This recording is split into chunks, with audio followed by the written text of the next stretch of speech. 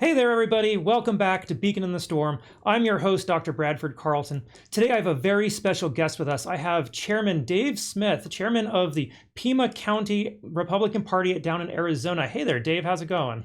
Oh, it's going great. We got our own grassroots revolution going on down here, making changes, doing good things. Absolutely. How do you have any grass if it's so hot down there?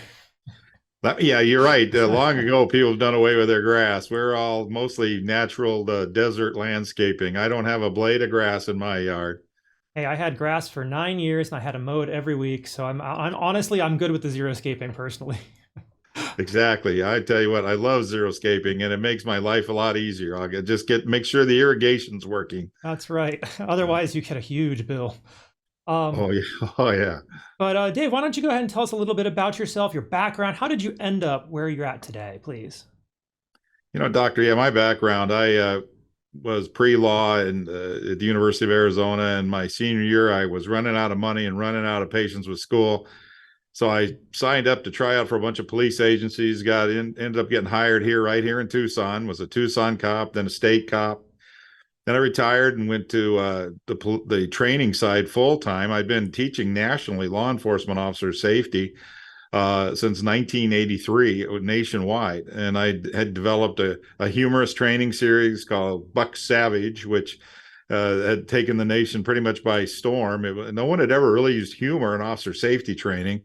And I used that. And eventually I ended up running a company out of Illinois where I married my beautiful police sergeant wife. She is now my life partner here, and she's the spokesman for the National Police Association. So we're pretty active in that in terms of her. And then a couple of years ago, I got fed up with what was going on locally here in Arizona and decided to try to make a difference. And I got involved in politics. The next thing I know, I'm the chairman of the party down here in Pima County, bright blue Pima County, Tucson, Arizona.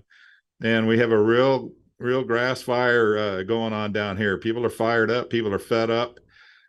We've got a lot of Christian youth groups we're working with, trying to recruit young Republicans. I mean, if we can't find young Republicans in church groups, then we're never going to find them. And that's where we're finding them, by the way. Well, I'm glad you're able to do it, right? And again, thank you for your service. I can't quite say I was LEO, although I was authorized to enforce all the powers of our county sheriff when I was a bailiff at court. Yes, you were. And you get some rough times in bailiff And time. sometimes you do. Yes, that is true. And my brother-in-law is actually in training right now over in Akron, Ohio. Well, excellent. So, well, thank him for his service too. so That's I'm great. wondering whether he's actually going through your course, if he knows that or not. Well, he may have seen a lot of I've done hundreds and hundreds of police safety videos, training videos, roll call reality trainings where I use the body cameras to make cops safer. It's just been my lifetime dedication to make my brothers and sisters in law enforcement safer. And now I want to make my community better. Absolutely. Now, Dave, I brought you on because I have a simple question that no one seems to have a good answer to. And it's what does it mean to be a man? Like, I don't want to know what is a man because I think that's fairly obvious. But what does it mean to be a man? It may or may not be obvious to Well, it some depends who anymore, you're talking right? to, right? Yeah, Doc, that's one of the things. I just got to say this. Long ago, I'm 71, and I saw the war on masculinity. It was not a war on men. It was a more on masculinity. And it was going on in the early 80s, the attack on the concepts of warriorship, for instance, which still extends to this day. We all know the term warrior isn't an evil term at all, and it signifies a lot of powerful virtues. If you're a proper warrior, you serve your people, your community, your company, whatever it is, selflessly. And also, it was hand in glove with the attack on the Christian faith. They were hand in hand because Christianity, of course, gives certain responsibilities to a man and a woman, and you have to live up to those. But the very nature of masculinity was under assault, still is to this day. And being a man means living up to your obligations, taking care of your family, living a life. And again, I believe it's also got the adventure side of the shop as well. I think men by nature seek adventure. Men by nature seek challenges. And in our society today, there's just too many men that are not seeking any challenge but a basement and a video game.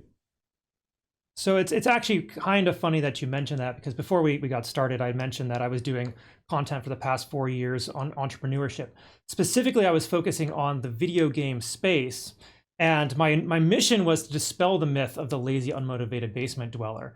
And it turns out it's about 50-50. It's almost half men, half women. And I met plenty of millionaires. I met plenty of firefighters and police officers and military officers. Met pretty much everybody from every walk of life. And so when it comes to stereotypes, I'm specifically, we'll say, attenuated to what is going on. And so I see a lot of stereotypes when it comes to men as well, right? You have, in this modern age, they call it toxic masculinity. But they can't tell you what is positive masculinity. So maybe you can tell me what's some positive masculinity. What does that mean to be a man in a good way? Well, being a man, again, it's got those, we all know the strength. In fact, you can almost always read, all you got to do is read the historical, classical novels of masculinity. What does the hero do? What does the man, the heroic man do? And these are all important issues, because too often we neglect or even denigrate those classical texts. But if you take any modern hero that was a big hit, whether it's Rambo, Dirty Harry, any of these masculine, there's always a necessary moral foundation. There's always the heroic, there's the courage. It's always and again, the selflessness. And that's something that a man is supposed to represent, selfless in their service to their family, to their community, to the people they love. And you see this attack when toxic masculinity, we can all say, yeah, perhaps a guy expressing too much, what we would call machismo, being arrogant or hubris. That might be toxic, but too often they're just pointing out a man acting like a true man, that in the classical sense of what we expect a man to be. And this is the kind of problem that you find in our society. Most of these ideas percolate out of the academic world, where only these kind of lunacies can be percolated. The idea that it's what is a woman, what is a man? These very questions, you ask me that. And yet, I listen to the news every day where there's some politician or some political person or some activist, decrying, a man can breastfeed a child. Well, that's toxic lunacy. And that goes against nature. And we know now, of course, that it's toxic for the child, too, if a man tries to do it. But the problem is we live in a world where literally the insanity has become a norm in so many political areas. And the assault on manhood itself, the assault on the warrior values, the warrior virtues, you might say, duty, honor, loyalty, selflessness, courage, strength, all these things we talk about, we love, we admire. And I think it's intuitive, because you see the movies that still are big hits. Mm-hmm. The man figure in those invariably manifests those very things the liberals claim to hate. Yet they still are making movies with heroes with that particular value or virtue or trait, whatever you want to call it. Absolutely. I like how you use the word hero and the heroic qualities. That's fantastic. I want to talk about faith for a second as well, because I believe faith is an important part of what it means to be a man. And I believe that when a man's able to find God, it makes him even stronger as a man. What are your thoughts on that? I think I was never fully a man until I became a man of faith. I had my long period of seeking. I thought I was the smart intellectual seeker, and I studied things, and I kept coming back to conclusions and values that all came back to my original Sunday school training. The things that Jesus said, the things that I read, the things that have been preached to me in my life, it became more and more obvious that a true man follows that path, and the true hero's path is a path of faith. And in this day and age, it truly is heroic. I mean, many people could say, we're in the belly of the whale nationally now, and we need people of faith to bring us out of it. Absolutely. What is a step someone could take? Say they're lonely, they feel rejected, they feel that they don't have a purpose in life. There's a man out there, the gamer, maybe they are living in their parents' basement. I actually do know plenty of them, despite having tried to fight that stereotype. What is the first step to finding God? How do they find that power within themselves to be able to go forth and become the man they should be? Well, the first thing is to suddenly realize that you are not going to find that happiness in your game. You're not going to find it in your wealth. You're not going to find it in your car or your girlfriend. You're going to find it in your God. And God gives us that power. God is absolutely, it is a releasing of our own fears in realizing that, look, you were put here, you are really valuable. And I think too many of these kids, having dealt with them in a juvenile delinquency sense, they feel adrift. They feel their life is of no value. They're aimless. They have no reason to be. And what God gives us is a reason to be. The fact that He values us so much. And that's the whole thing. As a Christian, you say to yourself, okay, as a kid, I could say it, but as an adult, I feel it. I'm a father who raised 4 children, 2 men and 2 women. And I'd like to believe that all of them are very strong and very faithful. And my boys are men and my girls are women, absolutely. And that's because we raised them, and we talked about God's plan for all of us, which is essentially your plan on a faithful quest. And that's what a hero does. A hero, everyone listening here, the doctor here, his life has been a quest. Listen to his journey. My life has been a quest. Your life's a quest. And the hero takes a quest and seeks it and lives it completely. And it's not in the basement. It's out there wherever you've chosen to follow that adventure. And look at you, doctor. You've been everything from a bailiff, separating people from witnesses. And, in my own life from, I went to SWAT school, narcotics officer, narcotics sergeant, my whole career. I did all these great adventures. And I'm still living the adventure today, right now, in my political life and in my personal life, training law enforcement. It's my mission. All of you get a mission in life, and God gives us our missions. A lot of people ignore the idea of prayer. And the first time I actually really prayed, I got tingles all over. I got chills all over. And that's most people I know never really prayed. They talk about it. They let someone else pray for them, but they don't do a personal prayer. And that's what I challenge all of you. If you're men and women, follow your hero's path and actually pray and feel your prayer. Or even worse, is they do the vain repetitions that the heathens do, which Jesus warned us against. They just say the words without actually meaning it. Right. Too many people live like a Pharisee. And I see that in my own life, so many people who want to publicly pray, so to speak. Mm-hmm. And I don't believe they're following God's path. They're following their own narcissistic needs for attention, and they're using our faith to give them a power, and it's very frustrating. All right. Now, Dave, before we came on, I told you that I ran for office as a Democrat, and don't hold it against me. I've worked with Republicans as well. But when I was on that side, it was very clear. It was explicitly said to me that there is no room in that party for white men. And so I want to ask you, why is the Republican Party better then? If they're just saying no, like why should anybody decide to go across the other way?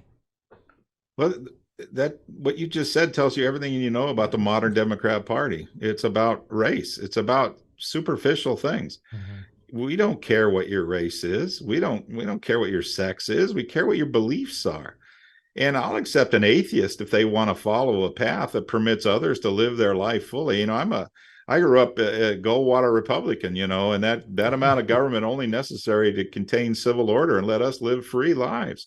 Freedom shouldn't be measuring people by colors or for any other factor. And being free is messy, and that's what I want. I want our society to go back to being free.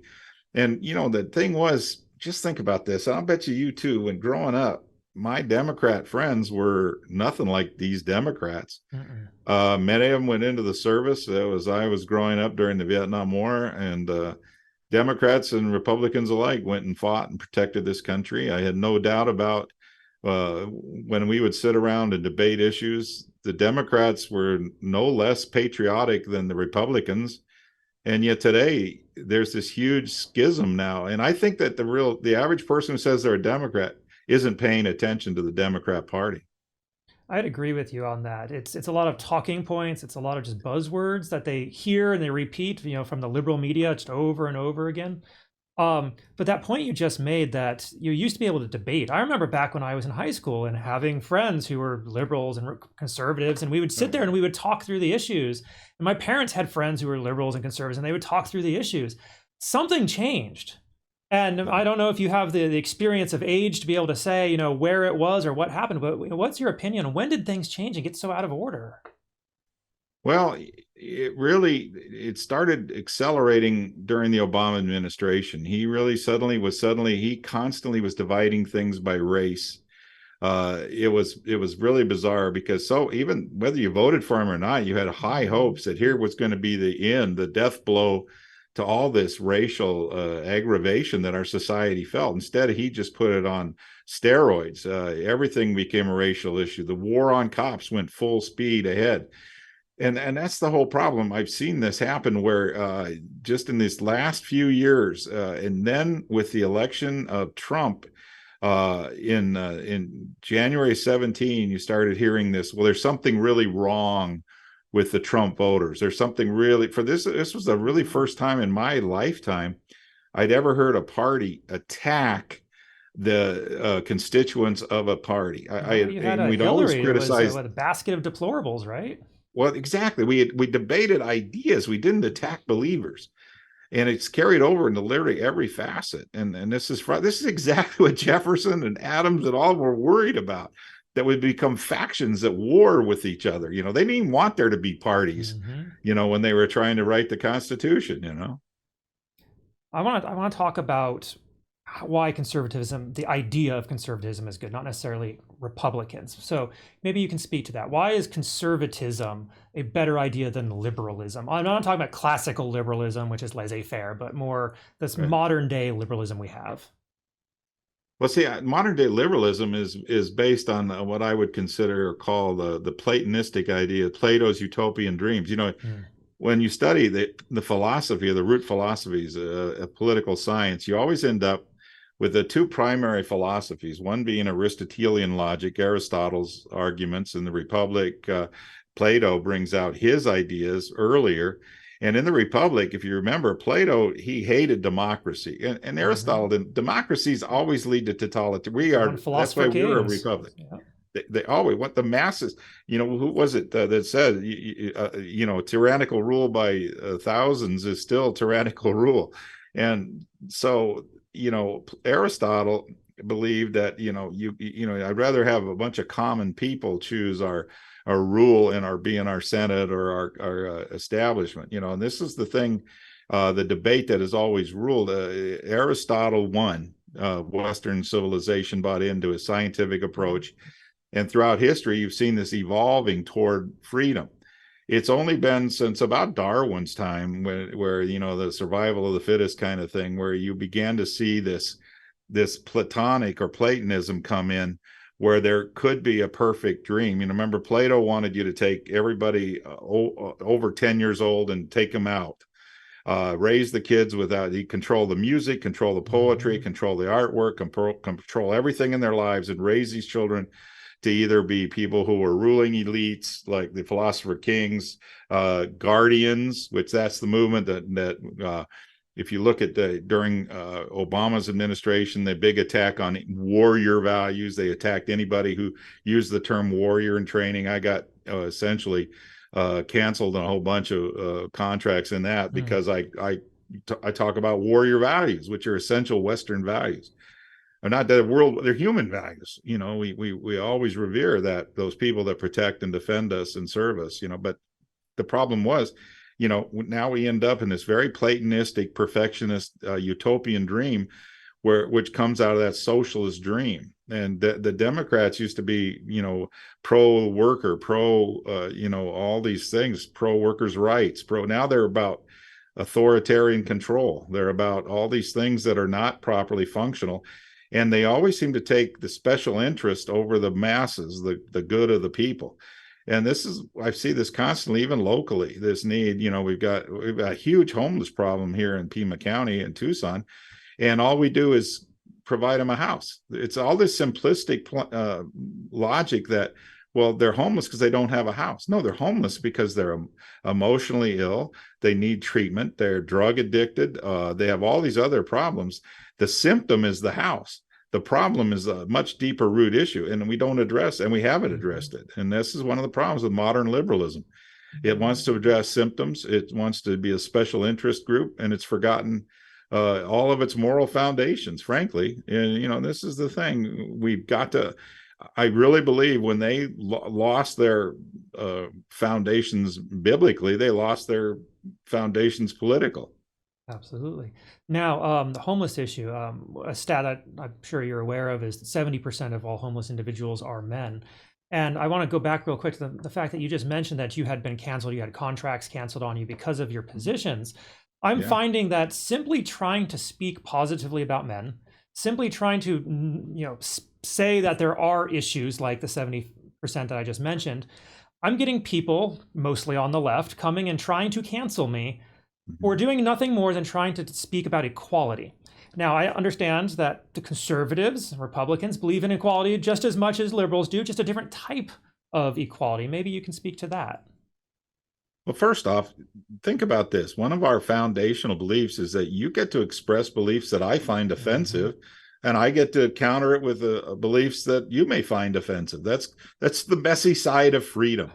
And you and I believe that manhood is a obligation, a responsibility, and it's a way. It's a number one. You're not choosing it. You are not just identified at birth. You are born a man or a woman, and that right there is blaspheming in an academic world. And the thing is that the fact that you simply try to explain or understand, the fact that they won't let you do that is totalitarian in its reflex, and it's morally wrong. It's anti-American, and I mean extremely anti-American.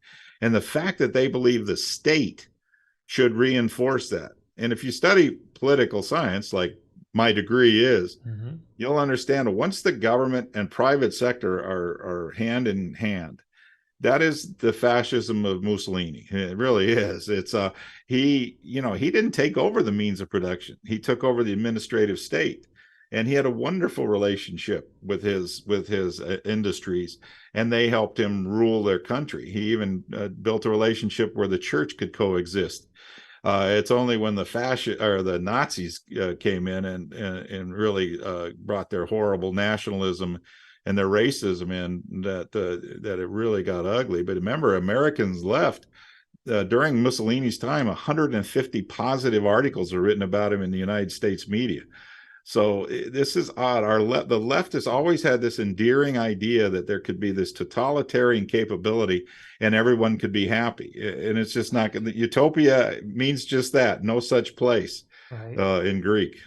It's funny you mentioned that. I was the one student when I was taking election law in law school to argue that free speech means completely unbridled free speech, except for the case where the speech is actually a crime. And because the Constitution says Congress shall make no law abridging the freedom of speech. And to me, that seems very simple. It's very plain language. And you get shouted down for having just an argument like that in an academic setting. And this belief that they have to be right is what really drives me nuts. They have to be right. No, they don't have to be right. They just have to be unopposed. You're not allowed to oppose them. And this comes from, they believe you have no moral authority. That's what they're really trying to do. Take away the moral authority of men. And once you do that, you take away their ability to literally do anything. Moral authority in our society was always something each person had. Their own moral authority. It was guaranteed in our Bill of Rights. It was part of our structure, our Constitution. The 10 Amendments are limiting government, not limiting you. And the problem is that you have a right and like I said, you and I, society should treat it like you and I sitting down at lunch talking, being able to debate ideas. We should be able to do that across the spectrum in our society today. And even if you believe someone's wrong, you don't have the right to suppress that idea. And yes, hate speech, though, when that laws were being argued about in the 90s, there were a lot of us who really believed that was a terrible, terrible, terrible slide toward totalitarianism, because is my idea of hate and your idea of hate the same? No, probably not. And then once you gain power and you can dictate to me what I can say based on some subjective hate speech, now you're my ruler. Right. And that's what our society is now. Let alone your speech is based on what you believe, and you have a fundamental right to that. Right. Well, or what color you are, then because if I'm a white male, I've lost my moral authority to even have an opinion. as you've said before. And that's the thing. We've become a stratified society. The Constitution, these most recent rulings actually reaffirm the Constitution isn't dead. And I'm going to be interested to see with affirmative action. So I can remember in our civics class in high school in 1968, we were debating the idea of affirmative action. And I grew up in a very multiracial community there. And that was one of the debates we had, when would this end? What would be the logical point where we would say, okay, now we've reached a moral equivalency of the frustrations and stress that the Black community had faced. And the problem is that there was no clear answer. There still isn't. And now you hear the exact same lamentations. And the problem is it's become so crazy. We're seeing, well, how many of you are successful? So now envy becomes the dominant emotional driving force in colleges. We don't want you to have it because you're too successful. And envy, that kind of envy, that egalitarian envy is very sinful, to say, well, I covet what you have, or I just don't want you to have it. Mm-hmm. It's just not, it's simply a way to destroy your culture and society, and it serves no purpose, and it makes us more petty as a people. That's right. And it's interesting you bring that up, because before we started, we were talking about the education gap and how women currently make up 58% of all degree seekers in the United States. But that stat actually goes back to the 80s, where they were 55%. It was 55 to 45. So for the past 40 years, women have been getting more degrees than men. And I want to know, like, when's that going to stop? Because if it keeps going for another 40 years and men are only getting 30, 35% of all degrees, what's going to happen to my gender, to my sex? Like all those other guys who are like, are we the waste, the refuse of society? Boy, I'll tell you, you ask hard questions, because this is the very thing as a dad. And you see, here's the thing, here, Doctor, we have a society that I believe is reaching a tilting point, but I don't know where it's going to go from here. I hear one intellectual say, here's where it's going to happen all of a sudden, and another intellectual say this. And the problem I see is there's a tension. If you study like I do, political violence as a law enforcement professional writing about it, you get a tension in society, right? And when people's frustration, when they don't believe they can create social or political change through nonviolent means, then you start seeing violent means, the riots of the 60s, et cetera. Now we're seeing a point in our society. One of the keys, as Ted Gurr wrote about in his book, Why Men Rebel, America has always had a pressure release valve called our election. Every 2 years, we literally can change our government. No other society has that kind of thing. This was brilliant. But now what's happening, our people are losing faith with the election process. In fact, it's being denigrated. And so what's happening is now that pressure is getting higher and higher. And I know, talking to my law enforcement professional, that we don't know where the tension is going to break or how it is, but I know I'm deeply concerned about it. All right. Well, Dave, we're getting close to our half hour here. Do you have any final thoughts you want to share with everybody before we wrap this up? No, you know what? I think that one of the big movements I think that's important is the faith movement, the children. If you believe something, folks, tell your children and your grandchildren what you believe. And if you're a young person, believe it, live your life, and have an adventure. You men out there, you are warriors in your own path. You can be a physician's a warrior against illness. A teacher's a warrior against ignorance. Pick a quest in your life and live it. Doc, how many adventures have you had? See, and that's the quite thing. A few. Some I wouldn't discuss on air. Well, okay, all right. Well, I wish that on all you people watching, that you can have an adventure too. Absolutely. Well, Dave Smith, thank you so much for coming on. Thank you so much for sharing your insights with us today. We truly appreciate it. Well, thank you so much for reaching out to me, and it's so great to meet you, and I certainly enjoyed this. So thank you so much. And if anybody was interested in getting in touch with you, how would they do so? Just go to bucksavage.com. That's my old persona. bucksavage.com. That's my training corporation. It's actually Winning Mind LLC, but my landing page, if you'll just do bucksavage.com, you'll find me. Fantastic. All right. And for everybody else, I'm going to remind you all, keep looking for the light in the tempest. God will show you the way.